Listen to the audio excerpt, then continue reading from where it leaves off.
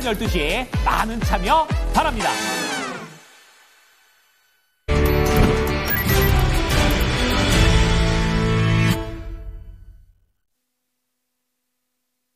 체크인스탁입니다. 토마토 투자클럽 김민준 전문가, 알파경제 김종희 이사 오늘도 함께합니다. 안녕하세요. 안녕하십니까. 예.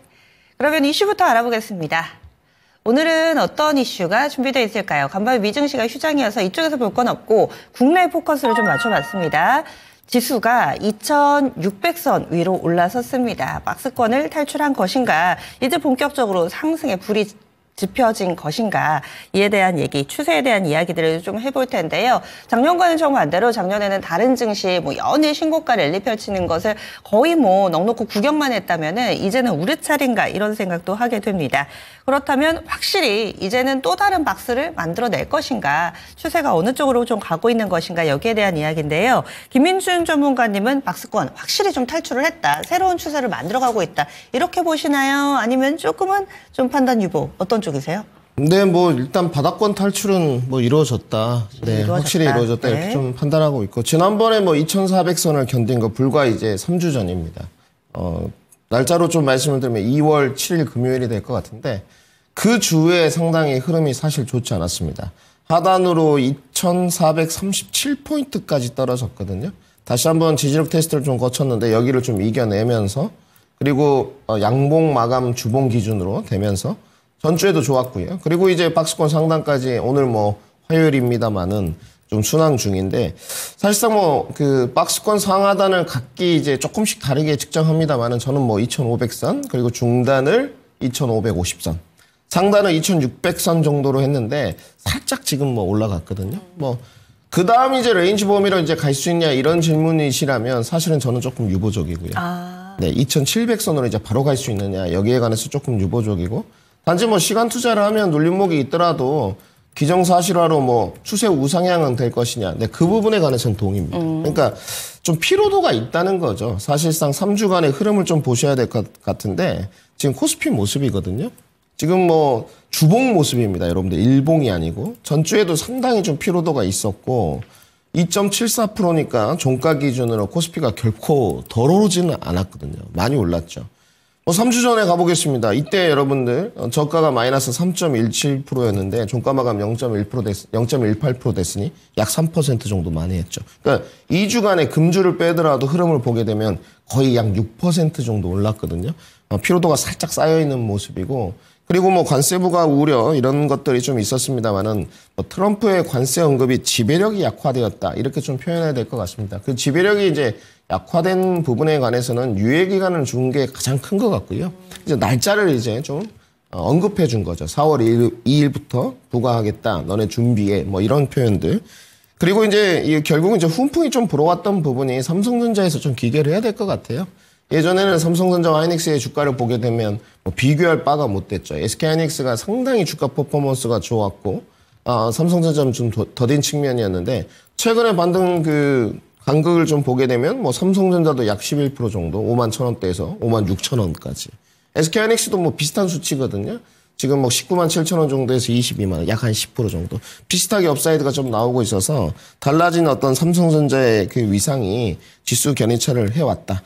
낙폭과대 반등은 지속될 것 같습니다만은 한 번 정도 2,550선까지, 중단까지의 눌림목 정도는 조금 우리가 염두에 두면서 가자, 이 정도 정리해드리겠습니다.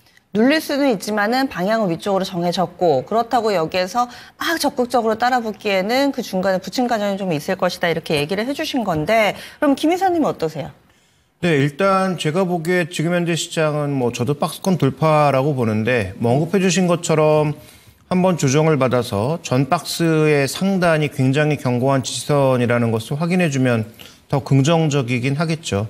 근데 지금 흐름을 보시면 일단 삼성전자가 생각보다 잘 받쳐준 상황이에요. 그래서 외국인 수급이 아주 공격적으로 들어온 것은 아닌데, 그 삼성생명이라든지 이런 쪽에서 나온 그 물량들을 대거 받아서 그 위에 다시 매도로 나오고 있지만 전체적으로 외국인 비중은 다시 좀 늘고 있는 상황이고요. 그러니까 삼성전자, SK하이닉스가 그래도 버텨주는 가운데 지금 우리나라에서도 뭐 지수 수익률은 제한적이지만 방산, 조선, 뭐 일부 전력 설비, 그 다음에 최근에 뭐 급등하고 있는 뭐 로봇주 등 종목 수익률 측면에서 보면 꽤 좋은 종목군들이 많았단 말이죠. 그래서 뭐 종목 장세는 지속적으로 전개되고 있었고 의외로 잘 버텨준 반도체가 시장의 하나의 흐름을 좀 만들어주지 않았는가.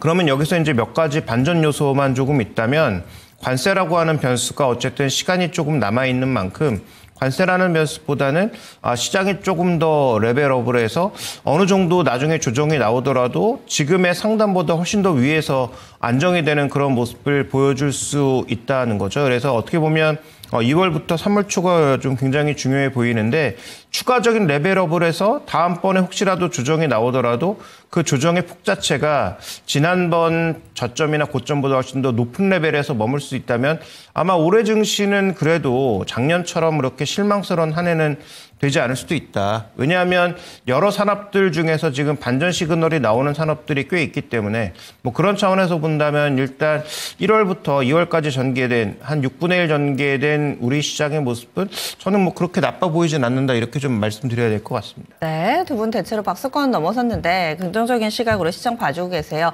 그러면 세부적으로 좀 더 들어가 보겠습니다. 그런데 이런 와중에도 조금은 아쉬움을 낳는 부분이 삼성전자가 아직은 좀 더디 움직임을 보여주고 있고요. 양시장 나란히 좀 계산을 해보면은 코스피 같은 경우는 올해 들어 8% 올랐고 코스닥은 13% 상승, 유가증권 시장 내에서도 중소형주들이 조금 더 퍼포먼스가 나은 흐름을 나타내고 있습니다. 이런 움직임이 좀 이어질 것인가, 대형주들이 언제쯤에나 불을 뿜으면서 지수를 강하게 좀 견인을 해줄 것인가, 여기에 대해서 김윤 전문가는 어떤 의견이세요? 대형주에 관해서는 조금 차별화가 있을 것 같습니다. 이제 중소형주 퍼포먼스가 워낙 뛰어났던 부분도 좀 있고요. 과대 낙폭 구간에서 우리 시청자분들께서 좀 선호했던 경향도 확실히 좀 있는 것 같습니다. 그러면 이제 왜 선호를 했을까, 이렇게 퀘스천 마크 질문을 좀 던져봐야 될 것 같은데, 우선은 뭐 중소형주 종목단에도 실적 대비 상당히 과대 낙폭으로 간 종목들이 좀 많았고, 그리고 이제 삼성전자가 속절없이 무너지다 보니까 뭐 HBM에서도 밀리고 파운드리 점유율도 떨어지고 또 뭔가 오너 리스크도 해결이 안 됐고 여러 가지 측면이 있었단 말이죠. 단지 그 부분이 지금 일거에 어찌됐건 해결돼 가지는 않고 있지만 일단 일부분이라도 해결돼 가면서 긍정적인 게 나오고 있죠. 특히 HBM에서는 뭐 지금 일부 물량만 좀 엔비디아에 들어가는 게 있었지만 또 엔비디아 젠슨1과 지금 회동 소식도 있거든요. 퀄테스트 뭐 기정사실합니다. 통과가. 이런 부분들. 그러면 왜 중소형주로 또 본격적으로 갔느냐, 하나 더 설명을 드린다면 지금 어찌됐건 여러분들 환율 수준이 아직은 높지 않습니까? 우리가 뭐 1,500원대를 넘어서는 것도 상당히 걱정스러웠던 뭐 지점이 있습니다만은 지금 뭐 1,430원, 40원 왔다 갔다 좀 해요. 그래도 높은 수준입니다. 이게 지금 떨어졌지만, 그래서 아직까지는 이 베이시스, 특히 음수 부분, 베이시스가 음수일 때는 여러분들 그 외국인들이 현물 매수를 적극적으로 하기가 쉽지 않습니다. 거의 이제 교과서적인 공식이긴 한데 베이시스 음수일 때는 선물 매수세를 좀 펼치는 쪽이거든요. 그래서 선물 매수, 환율은 높다 보니 녹록치 않죠. 환차선, 숨만 쉬어도 손실이기 때문에 현물 매수는 더딘 쪽이죠. 그러면 그 작은 현물 매수로, 현물 매수세를 어느 곳에 펼쳤을 때 등락 과정의 퍼포먼스가 나오겠습니까? 중소형주 단이죠. 작은 돈을 유입시켜서 중소형주 단에는 뭐 20억만 사도 주가가 막 20%씩 올라가는 이런 측면을 노렸다고 보시면 될 것 같고요.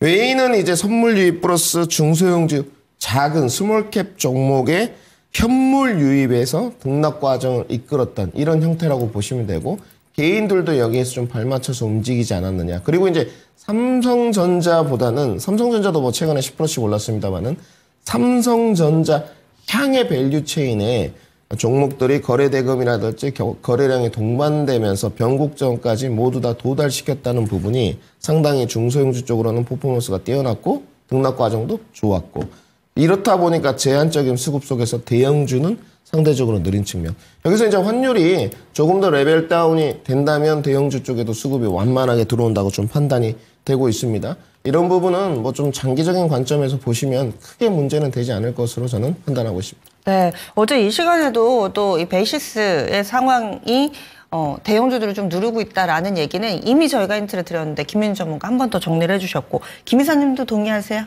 네, 일단 뭐 종목 장세는 어떻게 보면 작년부터 전개되고 있었던 것이죠. 작년에 이제 지수가 많이 눌렸지 개별 종목 장세는 계속 전개가 되고 있는 상황이었고 외국인들도 전체 금액으로 봤을 때는 정말 지겹게 팔았지만 삼성전자에 워낙 이제 기울어진 매도였기 때문에 종목 위주로 봤을 때는 외국인들이 사는 종목들도 꽤 있었다라고 볼 수가 있습니다. 그래서 올해도 이것은 뭐 계속 전개되고 있는 상황이고요. 근데 올해 들어서는 이제 뭐 삼성전자에 대해서도 조금 뭔가 관점이 바뀌는 듯한 그런 모습이 6월 달부터 전개되고 있어서 뭐 긍정적인 부분이 있고 뭐 저 역시 마찬가지로 지금 뭐 방산이라든지 워낙 뭐 뜨겁게 불타오르는 종목군들이 많이 있지만 이런 종목군들은 일정 부분에 좀 가격 조정을 충분히 받지 않는다면 신규 매수 관점에서는 접근이 쉽지 않기 때문에 오히려 최근에 뭐 여러 번 강조드렸다시피 저점에서 확실한 턴어라운드를 나타내고 있는 IT 소부장 쪽의 종목군들을 한번 좀 주목해 볼 필요가 있지 않느냐.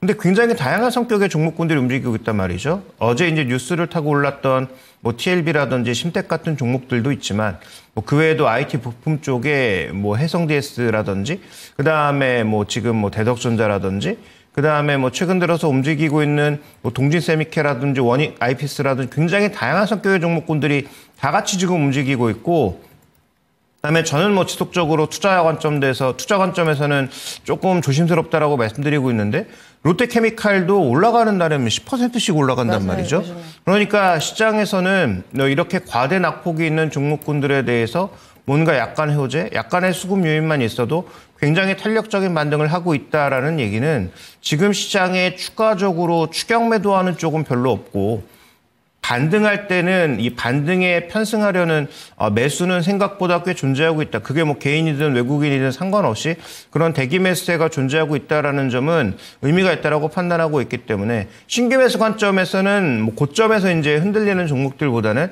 아래쪽에서 뭔가 거래를 싫고 움직이는 종목 쪽에 관심이 필요하다. 다만 롯데케미칼이 좋다고 말씀드리는 건 아닙니다. 롯데케미칼을 뭐 투자 관점에서 보자라는 말씀이 아니라 그런 현상이 시장에 나타나고 있다라는 것을 설명하는 것뿐이니까 오해 없으시길 바랍니다. 예, 알겠습니다. 그러면 좀 더 구체적인 대안 마련을 생각을 해보겠습니다. 나란히 중소형주 강세에 대해서 얘기를 좀 나눠봤었는데요. 여기서 어떤 섹터를 좀 봐야 될 것인가? 김민우 전문가님은 어떤 대안 마련하고 계세요? 근데 저는 좀 뭐 시청자분들이 오해하실까봐 저는 좀 결을 다르게 보고 있는데 저는 어찌됐건 뭐 성공 전략으로 많이들 수익을 거뒀거든요. 뭐 생각보다는 큰 수익을 거둬서 여전히 올해도 저는 IP, DSP에 좀 초점을 맞추고 있고 IP는 뭐 크게 보는 기업들이 몇 개 없습니다. 뭐 한두 개 정도고 뭐 IP 쪽에 관해서도 전망에 관해서 국내는 그렇게 좋게 보지는 않습니다. 네. 단지 DSP는 이제 삼성전자 쪽에 아무래도 트리거를 좀 갖고 있기 때문에 뭐 미국의 중국 제재, 미중 제재라고 좀 칭하겠습니다. 이 부분이 이제 향후에 변수가 좀 될 수 있겠죠. 하도 이제 걸고 넘어지는 미국이기 때문에 그렇다면 뭐 부침은 있을 수 있겠으나 대만의 TSMC의 뭐 R칩이나 이제 GUC를 보더라도 DSP 그룹들은 어느 정도 실체가 있는 쪽이거든요. 특히 이제 가온칩스나 AD 테크놀로지 그 2023년에도 상당히 큰 수익을 좀 거뒀거든요. 모멘텀적으로 좀 보고 있고. 낙폭가대 반등은 여전히 이제 진행형이기 때문에 공략이 좀 필요한데 일단 레거시 쪽에 먼저 한 코멘트를 좀 드려야 될 것 같습니다. 오전에 이제 고정 가격을 좀 보고 왔어요. 작년 11월까지 이제 익스체인지의 고정 가격이 좀 나와 있는데 DDR4 기준입니다. DDR4 기준으로 이 부분은 1점 현재 35달러입니다. 그러면 작년 7월 기준으로 지금 35%가 하락한 쪽이고 1분기에도 지금 유지 중이거든요. 그래서 고정가격 상승이 쉽지 않은데 첨단 공정은 얘기가 좀 틀린 것 같습니다. DDR5라든지 LPDDR5, NAND V8 이쪽은 조금 수요가 회복되는 측면이 있는 것 같거든요. 그리고 이제 삼성전자 하이닉스가 아무래도 저사양 쪽은 중국이 워낙 치고 들어오니까 좀 내주는 것 같고 DDR5는 좀 지켜가려고 하는 쪽이고 SK하이닉스의 뭐 DDR5 쪽 매출 비중이나 영업 이익을 보면 계속 오르는 쪽입니다. 이쪽은 뭐 거의 꽉 잡고 가는 쪽이에요. HBM하고 DDR5는 삼성전자도 그러한 전략을 좀 쓰는 것 같고 그다음에 이제 마지막에 긍정적으로 보는 게 중국향 팹리스 고객 확대죠. 이 부분은 지금 좀 어느 정도 확인이 되는 것 같고요. 뭐 중국향 고객들이 어디 있느냐? 뭐 판세미 정도가 이제 2022년에 3나노 공정 계약을 삼성전자랑 했는데 그 이후에도 많이 계약이 됐어요. 단지 이제 비밀 유지 계약 때문에 밝혀지지는 않았는데 그 삼성전자의 파운드리 가동률을 본다면 미국 쪽에서 들어왔을 리는 전혀 없거든요. 향후에 뭐 테슬라 쪽이 좀 들어오면 좋을 것 같은데 공장도 근접해 있고요. 중국향이 팹리스 고객들이 지속적으로 좀 늘어나고 있기 때문에 주가는 이제 선반영이라면 이 파운드리 가동률에 따른 DSP 뭐 패키징 쪽 이런 쪽을 좀 유심 있게 봐야 되지 않느냐. 특히 이제 패키징 쪽에 또 실적 기반으로 짜여져 있는 네. 두산 테스나 이런 종목들은 그렇게 나쁘지 않거든요. 그렇기 때문에 뭐 실적 기반으로 이제 우리 시청자 여러분들 접근해 가신다면 그런 종목들을 좀 편성해야 되고 예. 저처럼 모멘텀을 좀 보신다면 퍼포먼스 쪽으로 본다는 거 아니겠습니까? 예. 그러면 DSP를 올해도 조금 유심 있게 봐보자로 정리해 드리겠습니다. 그러면은 고른 섹터가 반도체신 거예요? 반도체 소부장 위주로 포트폴리오를 구성하자라는 게 투자 전략이신가요? 네, 저는 삼성전자 같은 경우는 이제 늘 말씀드리지만 각자 투자라고 말씀드려요. 방향성을 제시하는 종목이기 때문에 늘 그냥 다 알려드립니다. 하이닉스의 목표가나 뭐 삼성전자의 목표가는 우리 시청자분들이 가져가시면 될 것 같고 네. 다 제시를 해놓은 상태고요. 삼성전자는 단기반 등세가 65,000원, SK하이닉스는 24만원, 좀 더 레거시가 좋아진다면 28만원이고요. 근데 중소형 쪽에서 이제 밸류 체인들을 좀 보면서 공략을 해야 되는데 저는 여전히 올해도 이제 반도체 소부장들, 특히 이제 DSP 아까 말씀드렸던 뭐 조금 넓히면 미세요로 선단 공정 이쪽에서 트리거가 강력하게 나오지 않겠느냐 판단하고 있습니다. 네. 그래서 반도체 소부장 너무 많다 하시는데 여기에서 조금 더 압축을 해드립니다. DSP가 마치 종목명 같은데 이제는 좀 익숙하시죠. 디자인하우스 이런 업체들 그리고 미세회로 선단공정 그리고 IP 종목군들 위주로 좀 골라주시면 되겠습니다.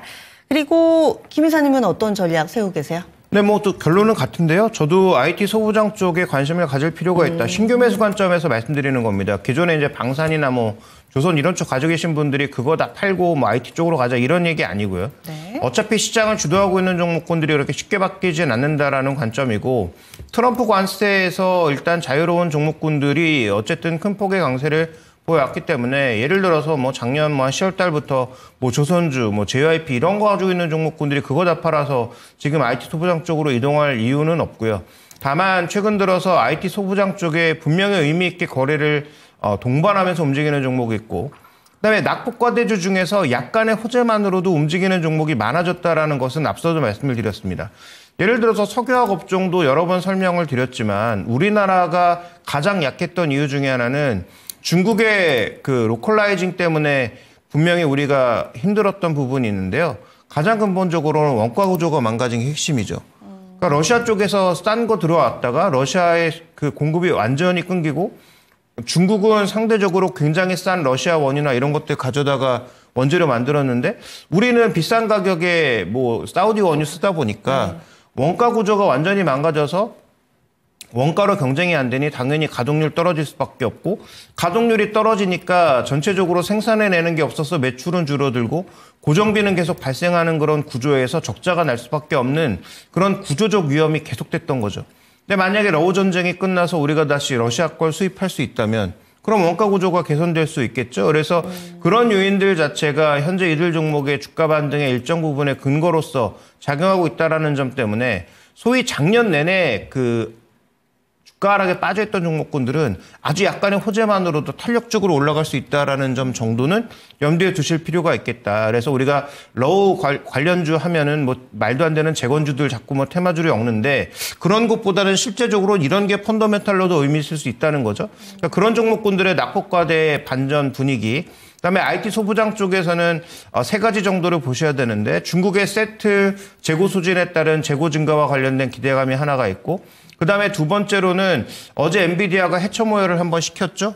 반도체 업계를 해처 모혈을 시키고 거기에서 이제 새로운 반도체 그 개인용 AI에 쓸 수 있는 새로운 반도체 관련된 얘기가 나오면서 관련된 종목군들이 뭐 급등하고 있는데 뭐 그런 종목군들의 급등은 뭐 쉽다리 없어질 수도 있겠습니다만 그런 분위기 자체가 존재하고 있다라는 것은 뭔가 수요가 없어질 만하면 새로운 수요가 계속 새롭게 생기고 있다라는 거죠. 그런 부분들이 하나가 있을 수 있고 마지막으로는 IT 쪽도 마찬가지입니다. 삼성전자가 투자를 덜해서 애플이 판매가 안 돼서 정말 나락으로 떨어진 종목군들이 많이 있죠.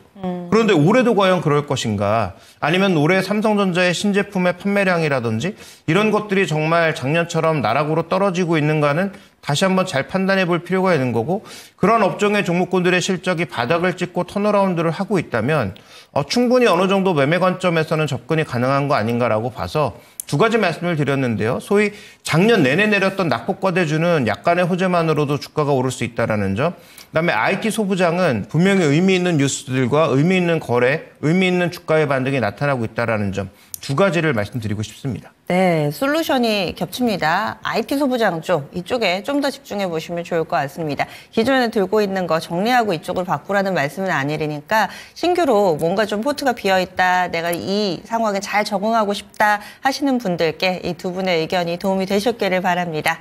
이슈 알아봤고요. 다음 리포트 넘어가겠습니다. 오늘 골라오신 3개의 리포트 알아봅니다. 첫 번째로는 달러 정점을 통과한 듯, 두 번째 2차전지 리포트고요. 마지막으로는 BH 종목 리포트 나왔습니다. 간략하게 하나씩 볼까요? 네, 2차전지의 1월 양극재 수출 데이터가 나왔는데요. 여전히 실망스럽다라는 것인데, 다만 주요 업체들의 지금 1분기 가이던스가 생각보다 조금 높아지고 있다는 거죠. 그러니까 가이던스는 높은데 아직까지 수출 지표는 나오지 않았다. 그러니까 1월 달에 수출한 실적 자체는 아직 올라오지 않았지만 이들이 가이던스를 자기 마음대로 잡지는 않았을 거 아닙니까? 뭔가 주문이 있고 그와 관련된 주문 발생 가능성이 높으니까 1분기 가이던스를 비교적 YOY 비교해서 높게 잡았다라고 봐야 되는데, 그러면 2차전지 양극재 종목군들의 실적이 정말로 돌아설지는 여전히 확인이 필요하겠지만, 이들 종목군들의 지금 가이던스가 일정 부분 잡히고 있다는 것은 뭐 2월달, 3월달의 수출 지표가 만약에 확인이 됐을 경우 주가가 먼저 움직일지 아니면 주가를 수출 데이터를 보고 움직일지 주가가 먼저 움직일지는 조금 살펴봐야 되는데, 일단 이들의 가이던스는 가장 산업을 잘하는 사람들의 발표니까 한번 의미 있게 바라볼 필요는 있겠다. 근데 이런 걸 만약에 주가가 선반영했으면 의미가 없는데, 지금 뭐 아시다시피 주가가 선반영한 부분은 거의 없다고 해도 과언은 아니죠. 그래서 아까 말씀드렸던 것처럼 소위 낙폭과대 종목은 약간의 호재만으로도 뭔가 반응이 나타날 수 있기 때문에 어저께 뭐 일부 종목군들의 반등이 있었습니다만 아직까지 의미 있는 반등이라고 보긴 힘들어요. 그래서 이들 종목에 대해서는 뭐 저 역시도 뭐 김민주 전문가도 마찬가지겠지만 어느 정도 바닥권을 확인했다 정도의 시그널을 말씀드리고 있는데, 의미 있는 반등이 나타날지는 조금 더 지켜봐야 되겠지만, 어쨌든 이들의 가이던스가 의미하는 바는 유럽 쪽에서 혹은 뭐 미국 쪽에서 해당 업체들의 의미 있는 어떤 반등 시그널이 있는 것이 아닌가. 실제로 1월 달에 그 유럽의 전기차 판매는 조금 늘었습니다. 그래서 이런 부분들의 의미가 있는지를 확인해 볼 필요가 있겠다는 리포트고요. 그다음에 BH는 아까 말씀드렸던 그 얘기에 정확하게 부합하는 종목이죠. 4분기 실적, 어닝 쇼크였죠. 그다음에 실적이 당분간 좋아질 리가 없다. 왜냐하면 이 종목의 매출의 거의 대부분은 애플향입니다. 물론 삼성향도 있고 그 외 다른 여러 가지 부품도 있습니다만 애플향으로 가는 FPCB가 확실한 매출의 거의 대부분을 차지하고 있기 때문에 이게 회복되지 않으면 실적이 크게 올라갈 만한 여력이 없는 거죠.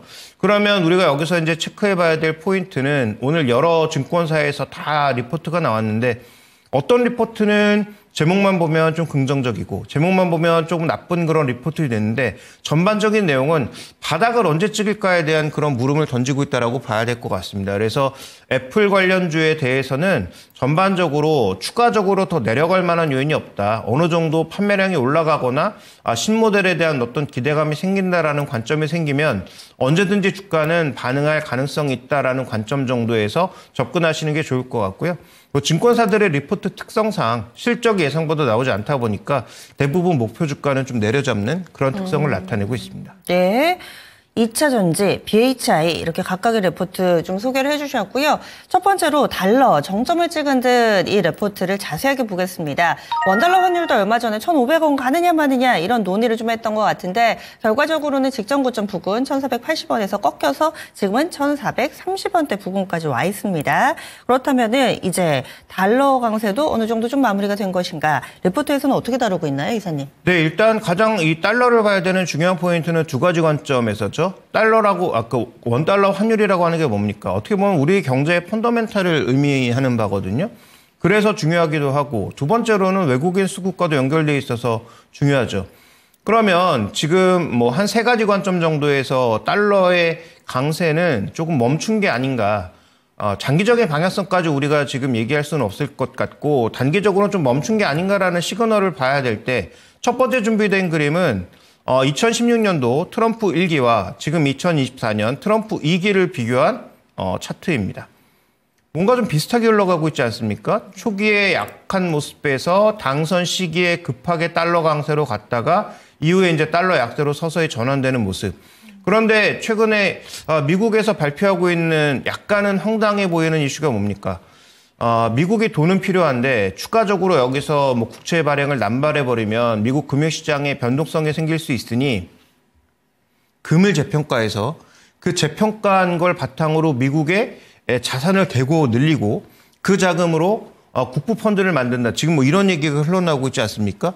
이게 실제로 될지 안 될지는 모릅니다만 지금 현재 이거 추진하고 있는 것으로 보입니다. 그래서 이런 얘기가 나오면서 전체적으로 오히려 달러를 좀 약세로 보낼 수 있는 그런 요인들이 존재하고 있는 가운데 묘하게도 트럼프 1기와 달러 인덱스의 흐름이 좀 비슷하게 흘러가고 있다는 점.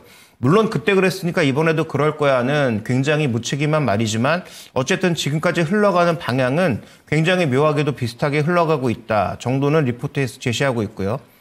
다음 이제 준비된 그림 보시면 결국 그러면 전 세계 통화의 절반이 그 달러라면 그 다음에 한 30% 정도를 차지하고 있는 게 유로, 그 다음에 한 10% 조금 안 되게 차지하고 있는 게 엔화라고 봐야 되겠죠. 자, 두 가지 통화의 특성을 볼 필요가 있는데 항상 그동안 그 경제 서프라이즈, 이코노믹 서프라이즈 지수를 보면 미국은 저 위에 있고 유럽은 항상 아래에 있던 게 일반적이었는데 최근 들어선 이게 약간 역전되고 있다는 거죠.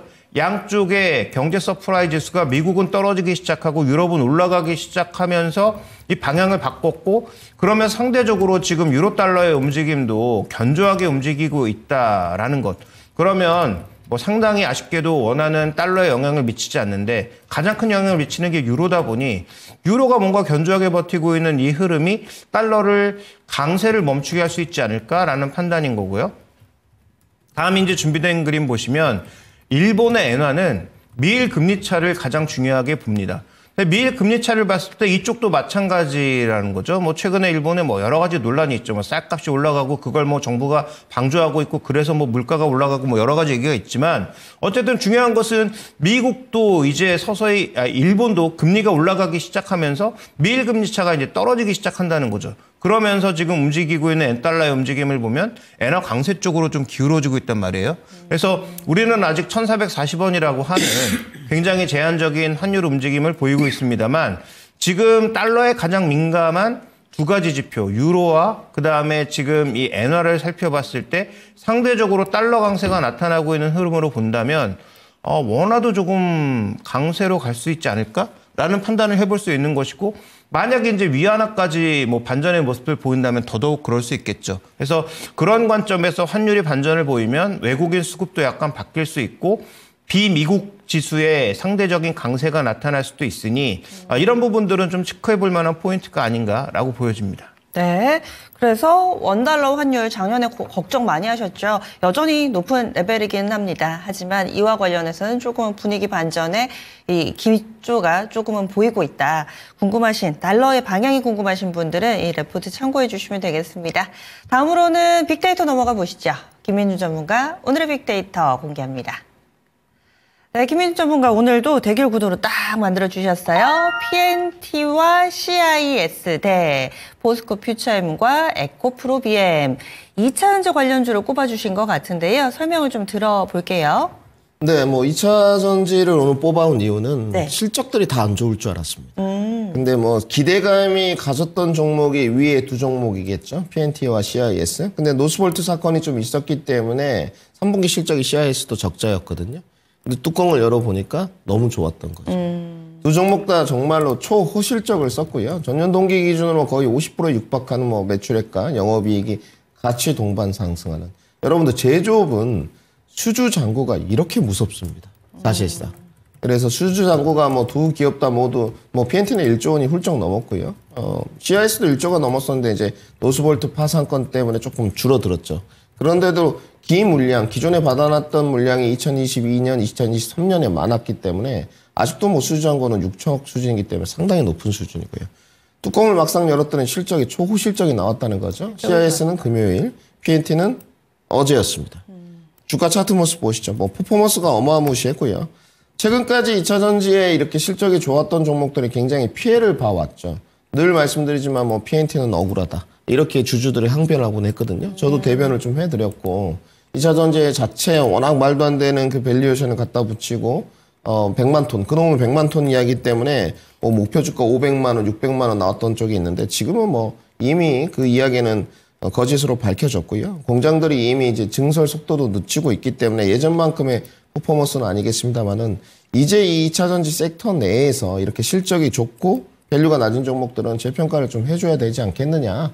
위에 두 종목은 지금 CIS와 더불어서 전극 공정이고요. 뭐 롤트롤 장비와 쿼터 장비에 관해서는 언급은 드릴 필요 없고 단지 CIS는 이제 정고체 모멘텀이 좀 붙어 있습니다. 이번에 CEO께서 나오셔서 인터뷰를 진행했고요. 직접 금요일 날. PNT는 정고체 모멘텀은 좀 없습니다.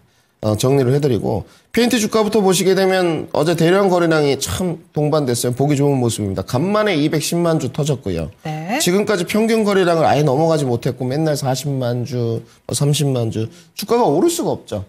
언제나 이 거래량이 터지나 결국은 실적으로 일단 하나 터쳐놨고요. 앞으로 추가적인 업사이드가 있겠습니다만은 충분히 우상향 될 수 있다. 이 종목이요. 네. 목표가 도달이에요. 그래서 막간을 이용해서 이 가격 전략을 한 번 더 자세하게 리뷰를 좀 해보겠습니다. PNT 1월 7일에 미리 소개를 해주셨어요. 어제 급등하기 후울적 전에 이미 찜을 해주셔가지고 43,300원에 매수 체결이 됐습니다. 목표 주가가 46,000원이었는데 어제 48,000원 가깝게 도달을 하면서 수익률이 18.61% 기록되고 있습니다. 1차 목표가인데요. 거래가 어제 200만 주 이렇게 실렸더라고요. 그렇다면 앞으로는 어떻게 보세요? 네, 이제 오늘 이번 주가 화요일이지 않습니까? 네. 그러니까 주봉 거래량이 중요한데요. 주봉 거래량이 제가 봤을 때는 뭐 한 4,500만 주 정도로 종가 마감이 금요일 날 된다. 주가는 더 갑니다. 단지 이제 이겨내야 될 부분이 있겠죠. 5일선이 기술적으로 43,000원대 있기 때문에 아이러니하게 이제 피보나치 되돌림이 마지막 61.8%의 강도가 43,500원대입니다. 딱 맞거든요. 그래서 뭐 43,500원에서 45,000원 레인지 범위 눌림목만 잘 견디면 충분히 주가는 더 갈 수 있고 또 반대로 눌림목을 짧게 줄 수도 있어요. 네. 뭐 한 45,000원 후반대까지만 주고 바로 갈 수도 있는데 그거는 뭐 어쩔 수 없습니다. 피보나치의 되돌림 수식이기 때문에 우리가 어떻게 할 수 없는 부분이고 단지 추가적인 2차 목표가는 바로 제시하겠습니다. 2차 목표가는 조금 더 10% 정도 우상향한 5만 원대 제시를 하도록 하고요. 네. 내용을 좀 더 이어가 보겠습니다. 이제 네. 두 번째 CIS인데 금요일도 여기 종목이 지금 5천억대 598억, 약 600억의 영업이익이 나왔거든요.